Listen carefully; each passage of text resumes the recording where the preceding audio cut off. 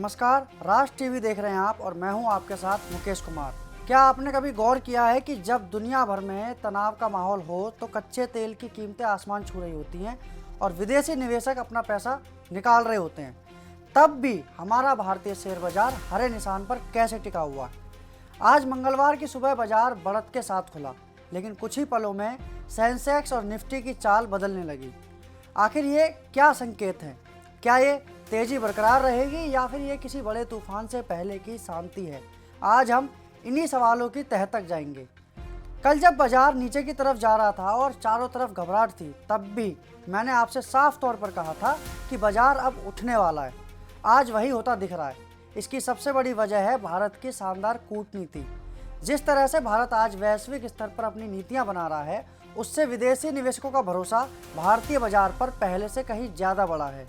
हालांकि इसका असर एक दिन में जादू की तरह नहीं दिखेगा, लेकिन ये धीरे धीरे बाजार को ऊपर की ओर ले जाने में ताकत लगाएगा। ये भारतीय भरोसे की जीत है जो वैश्विक अस्थिरता के बीच हमें मजबूती दे रही है। आज के आंकड़ों पर अगर नज़र डालें तो सेंसेक्स लगभग 144 अंक चढ़कर खुला था, लेकिन शुरुआती कारोबार में ये 75,358 के स्तर पर बना हुआ है। निफ्टी भी 23,300 के महत्वपूर्ण स्तर को पार करने की कोशिश कर रहा है। एक तरफ जहां विदेशी संस्थागत निवेशकों ने 9,000 करोड़ रुपए से ज़्यादा की बिकवाली की, वहीं हमारे घरेलू निवेशकों ने 12,000 करोड़ रुपए से ज़्यादा का निवेश करके बाजार को सहारा दिया है। हालांकि भारतीय रुपया अमेरिकी डॉलर के मुकाबले थोड़ा कमज़ोर होकर 92.40 पर पहुंच गया है, जिस पर नज़र रखना बहुत ज़रूरी है। लेकिन सावधानी भी ज़रूरी है कि बाजार विशेषज्ञ ने साफ तौर पर इस पर चेतावनी दी है कि ईरान और अमेरिका के बीच बढ़ते संघर्ष ने होर्मुज जलडमरू मध्य जैसे महत्वपूर्ण व्यापारिक रास्तों को प्रभावित किया है। इसी कारण कच्चे तेल की कीमतें $103 प्रति बैरल के पार निकल गई हैं। भारत जैसी अर्थव्यवस्था के लिए ये एक बड़ी चुनौती है। विशेषज्ञों की सलाह है कि आने वाले कुछ दिनों तक बाजार में संभल कर चलें।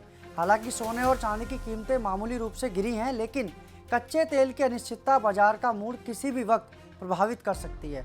साफ है कि इस समय बाजार में भरोसा और चुनौती दोनों साथ चल रहे हैं। जैसा कि मैंने कल भी कहा था कि भारत की मजबूत स्थिति बाजार को गिरने नहीं देगी, लेकिन वैश्विक दबाव की वजह से उतार चढ़ाव बना रहेगा।